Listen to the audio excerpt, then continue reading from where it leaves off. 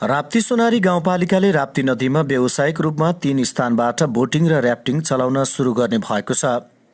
आन्तरिक र बाह्य पर्यटकहरूको आकर्षण गरी आन्तरिक आमदानीको स्रोत बढाउने उद्देश्यले चालु आर्थिक वर्षमै व्यावसायिक बोटिङ र र्याफ्टिङ सेवा सञ्चालन गर्न लागेको हो। राप्ती नदीमा 12 महिना पानी बग्ने भए पनि सदुपयोग हुन नसकिरहेको बेला राप्ती सोनारी गाउँपालिकाले पहिलो पटक नदीमा आफ्नै स्रोत लगानीमा बोटिङ र र्याफ्टिङ चलाउने तयारीमा लागेको हो। गाउँपालिकाले राप्ती सोनारीको 1 ओडाको सिक्टा गाउँ र चपरगौडीबाट र्याफ्टिङ सञ्चालन गर्ने भएको छ। यस्तै राप्ती सोनारी 2 को सिक्टा नहरको बाँध रहेको अगैयामा बोटिङ चलाउने राप्ती सोनारी गाउँपालिकाका अध्यक्ष लाहुराम थारूले जानकारी दिनुभयो।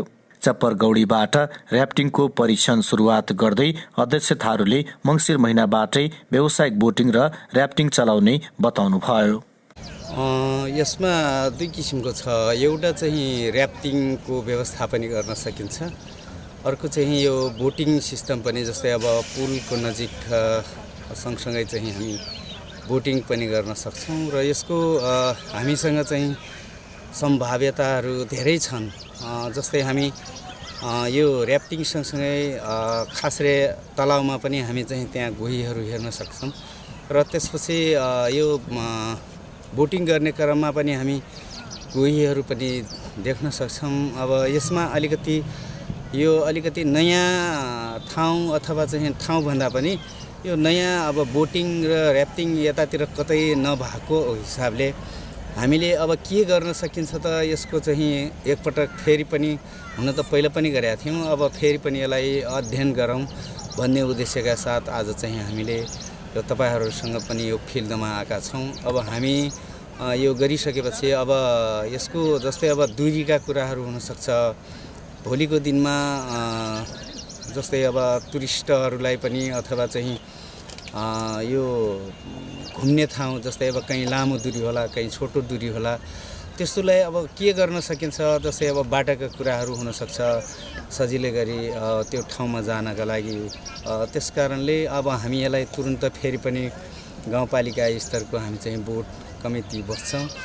त्यो बसिसकेपछि एउटा फरक तरिका आज चाहिँ हामी हेर्यौँ फेरि पनि। बोटिङ र र्याफ्टिङबाट हामीले आन्तरिक र बाह्य पर्यटकहरूको आकर्षण बढाउने सम्भावना धेरै छ। उहाँले भन्नुभयो, नेपाल भ्रमण वर्ष 2020 अगावै हामी राप्ती नदीमा बोटिङ र र्याफ्टिङ चलाएर देखाउँछौँ। राप्ती सोनारी गाउँपालिकामा पर्यटकीय क्षेत्रहरू धेरै भए पनि पहिला राप्ती नदीमा बोटिङ र र्याफ्टिङ चलाउने गाउँपालिकाको योजना छ। व्यावसायिक रूपमा बोटिङ र र्याफ्टिङहरू सुरु भए राप्ती नदीमा व्यावसायिक कार्यको पहिलो थालनी हुनेछ उहाँले भन्नुभयो। अध्ययन गर्ने प्राविधिक हिसाबले पनि फेरि हामी चाहिँ त्यसलाई सुरुवात गर्नेछौँ र हामीहरूले यो धेरै पटक यो कुरा राप्ती सोनारीमा धेरै चाहिँ पर्यटकीय क्षेत्र भएको हुनाले पर्यटकीय भित्र्याउन सक्ने सम्भावना हुँदै पनि हामीले चाहिँ त्यसरी व्यवस्थापन गर्न सकेका छैनौँ।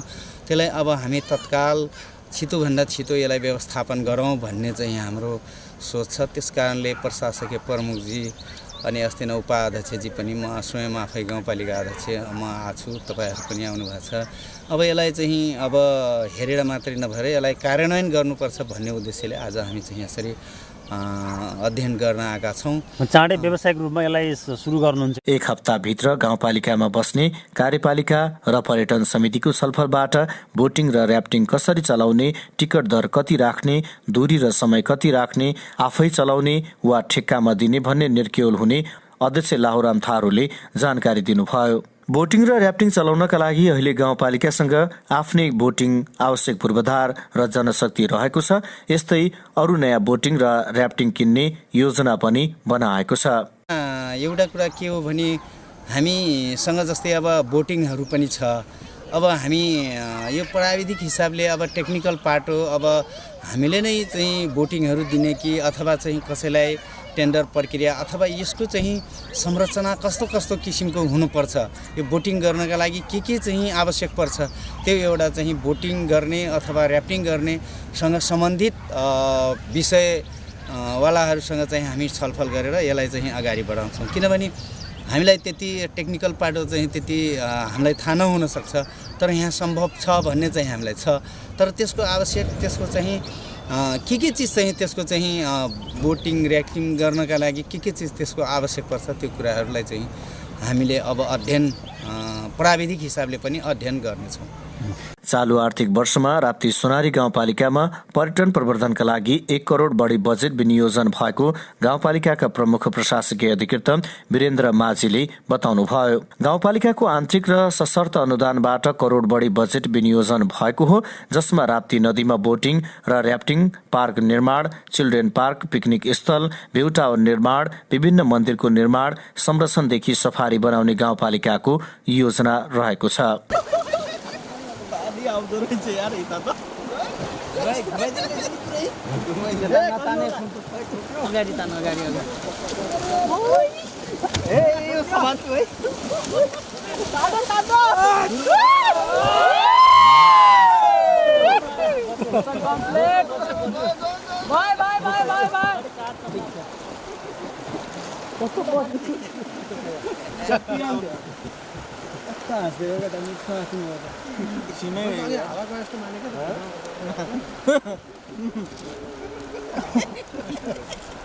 आनन्द सर मान्छे न मान्छे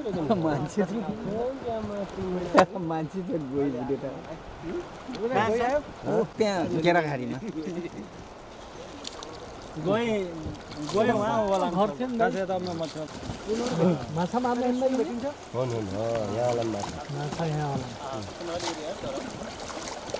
वाला घुम्दो उता हैन यता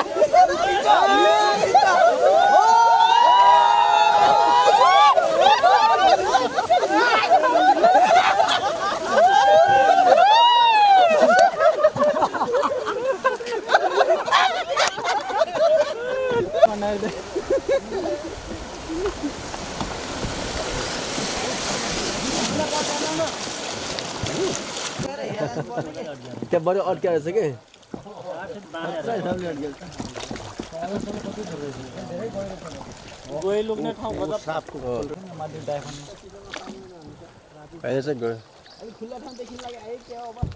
गयो देख्यो नि त गयो अझ जुम हुन्छ सर हेर्नुहोस् त अरू थाहा पायो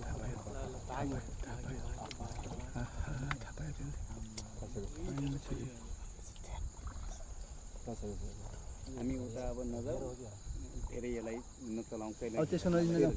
बिहिबार राप्ती नदीमा परीक्षणका लागि गाउँपालिकाले आफ्नै बोटिङ र ऱ्याफ्टिङ मार्फत जनप्रतिनिधि, कर्मचारी, पत्रकार र स्थानीय व्यवसायीले 15 किलोमिटर दूरीमा 5 घण्टा ऱ्याफ्टिङ गरेका थिए। ऱ्याफ्टिङमा सहभागीले व्यावसायिक ऱ्याफ्टिङ राप्ती नदीमा सफल हुने स्थानीय बलबहादुर घरती मगरले प्रतिक्रिया दिनुभयो। हाम्रो यहाँ के छ भन्दाखेरि यो राप्ती सोनारी एक कुसुमबाट गाभरसम्म निक्लिन पनि सकिन्छ र गाभाहरूबाट पसेर यहाँ अगैया पनि निक्लिन सकिन्छ। हामी लगभग 5-6-7 चोटि जति हामी ऱ्याफ्टिङ गरिसकेका छौँ। राम्रै वातावरण के अरे राम्रैसँग आउन सकिन्छ र राम्रै छ ठाउँ, एकदम राम्रो। भौगोलिकहरू पनि धेरै राम्रो देख्न पाइन्छ। यहाँ प्रायः अब चराचुरुङ्गीहरू राप्तीको किनारमा र गोहीहरू र अन्य जातिहरू पनि प्रजातिहरू पनि हेर्न पाइन्छ र राम्रै छ, आनन्दै छ। जे होस् के अरे अब आउने साथीहरूले पनि राम्रो छ, खुसी साथ बोटिङहरू ऱ्याफ्टिङहरू गर्नुहुन्छ। ऱ्याफ्टिङका क्रममा राप्ती नदीमा गोही, डल्फिन, रैथाने माछा, विभिन्न प्रजातिका चराचुरुङ्गी, बाँदर, बदेल, चित्तल, खरायो लगायतका जंगली जनावर समेत अवलोकन गर्न सकिन्छ। ऱ्याफ्टिङ गर्दा राप्ती वरिपरि जंगल, ताल तलाउ, पहाड र गोही समेत देखिने भएको हुनाले सम्भावना बढ़िरहेको स्थानीयहरू बताउँछन्। मनमोहक दृश्य हेर्न आउनेको भिड नै लाग्ने अनुमान स्थानीयले गरेका छन्।